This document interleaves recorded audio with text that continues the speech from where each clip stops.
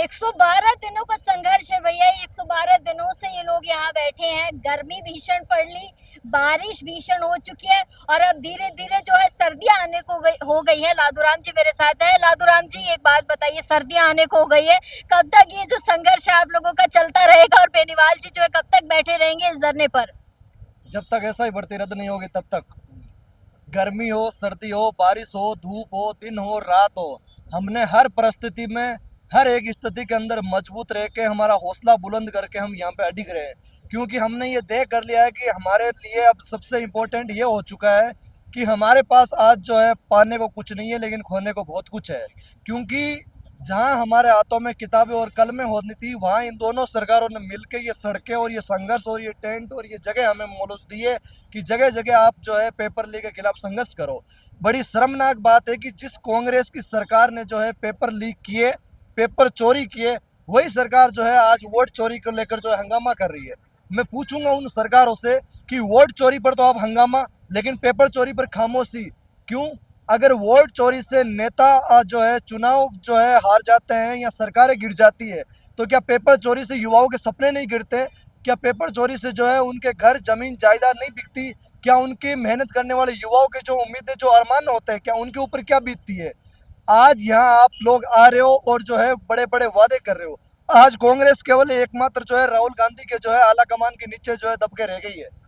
अगर इसी कांग्रेस को मैं कह दूंगा राहुल गांधी ये कह देगा आप तो पेपर चोरी के खिलाफ आंदोलन करो, ये कल ही कर दें, तब तक नहीं करेंगे। और बड़ी शर्म की बात है कि वही नेता जो पेपर में लिप्त थे, वो यहाँ हमारे सामने आकर आंखें नहीं मिला के चले जाते हैं। अच्छा एक बात बताइए, कोर्ट में ये मामला चला गया एसआई भर्ती वाला, अब तक क्या नतीजा निकला है इसका? कोर्ट की तरफ से क्या कुछ कहना है इस पूरे मामले पर? देखिए, माननीय न्यायपालिका के ऊपर और बाबा साहब के संविधान के ऊपर हमें उम्मीद ही नहीं, पूर्ण विश्वास है कि जिस प्रकार से पिछले लंबे समय से जो है न्यायपालिका के अंदर एकलपीठ समीर जैन जी के न्यायाधीश के नेतृत्व में जो हमारी कार्यवाही चल रही है, मामले की बिल्कुल गर्त में जाके एक एक बिंदु के ऊपर जो है तमाम जो है याचिकाकर्ता या अन्य पक्षों की ओर से जो सुनवाई या जो बहस हो रही है, चाहे वो प्राथमिक तौर पर हो या मेरिट के तौर पर हो, हर प्रकार से सुनवाई एक एक बिंदु पर हो रही है।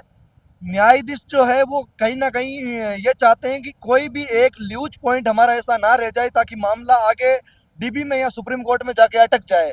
मैं एक ऐसा फैसला या एक ऐसा जजमेंट दूं जो राजस्थान ही नहीं पूरे देश के अंदर एक ऐतिहासिक मिसाल पेश करे और एक लैंडमार्क जजमेंट हो जो आने वाले युवाओं के भविष्य के हित में, जो युवाओं की दशा और दिशा बदलने का काम करे।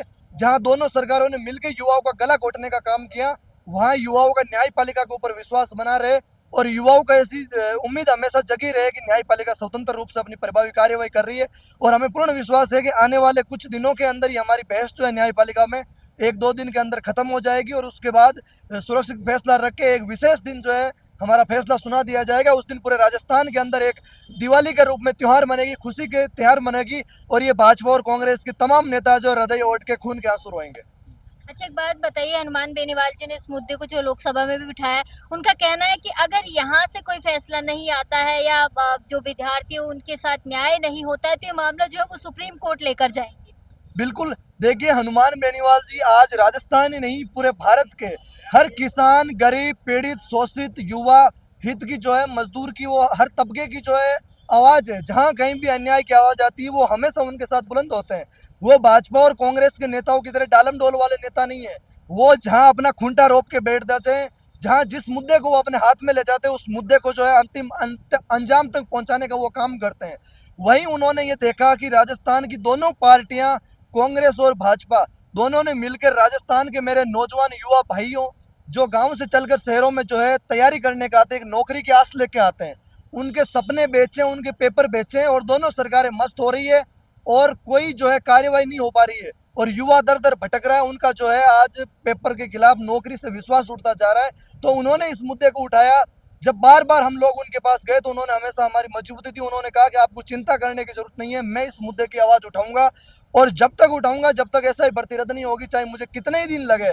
आज उसी बात पे कायम रहते हुए यहाँ पे बैठे हैं। आज लगभग 4 महीने हो गए, लोकसभा का सत्र चल रहा है और बराबर हम लोगों से जो है वो जुड़े हुए हैं सोशल मीडिया के माध्यम से और मोबाइल के माध्यम से। हर दिन की वो हमेशा हमारे से अपडेट लेते हैं। मुझे नहीं लगता कि राजस्थान में ऐसा कोई नेता होगा जो इतने बिजी शेड्यूल में से भी कुछ सेकंडों का वक्त निकाल कर अपने धरना प्रदर्शन में रहने वाले अपने युवा भाइयों से, कार्यकर्ताओं से जो अपडेट लेता हूँ। मैं आज के दिन की बताता हूँ, जहाँ आज कांग्रेस के लोग यहाँ प्रोटेस्ट करने आए थे वोट चोरी को लेकर, उन लोगों को आज हनुमान बेनीवाल के पोस्टर से इतनी जिद होने लगी, इतनी घिन होने लगी। मैं उन लोगों को कहना चाहूँगा कि पोस्टर फाड़ने से जो है अगर इतनी एलर्जी है, मैं कह रहा हूँ अगर आपको लड़ाई लड़नी है, अगर आपको तुलना करनी है, आप विचारों से करो, पोस्टरों से तुलना करने से क्या होगा। आज कितने पोस्टर आप फाड़ने की कोशिश करोगे। आज हनुमान बेनीवाल राजस्थानी नहीं, पूरे भारत के लोगों के दिलों के अंदर बसे, आप कैसे बाहर निकालोगे उनको। आज आपको शर्म आनी चाहिए, आपको तो माफी मांगनी चाहिए कांग्रेस के लोगों को आके। मुझे पता है वो अपने मुंह से तो नहीं बोल सकते वो तमाम नेता, लेकिन अपने कार्यकर्ताओं को भेज के ये कह देते कि हमारे से गलती हुई, हम क्षमा प्रार्थी है कि हमने आपके इतने पेपर लीक करके आपके सपने बेचे, हम आपके साथ हैं, हम पेपर लीक के खिलाफ जो है भाजपा के साथ जो है लड़ाई लड़ेंगे, आपके साथ, आपके संघर्ष को सलाम करते। लेकिन नहीं, उनको हनुमान बेनीवाल की इस तस्वीर से जो एलर्जी थी, उस पोस्टर से एलर्जी थी। मैंने उनको कहा कि मैंने कहा इस तस्वीर को एक बार बुला के ये देखो कि उसमें ऊपर लिखा हुआ क्या है, SI भर्ती 2021। मैंने कहा किसने करी पेपर लीक? आपकी सरकार ने। और आप यहाँ पे क्यों आए हो? वोट चोरी को लेकर। तो मैंने कहा पेपर लीक के खिलाफ एक शब्द आपके मुंह से क्यों नहीं निकल रहा? तो उनमें से एक दो भाइयों ने धीरे से कहा कि भैया कुछ तो आप भी सोचिए कि जो काम हमने गलत किया उसके खिलाफ कैसे कोई बोल सकता है। तो मैंने तो उनसे ज़्यादा बहस भी नहीं करी। मैंने कहा यहाँ 112 दिन से बैठे, हम हमारा पोस्टर किसी भी हालत में हटाने नहीं देंगे।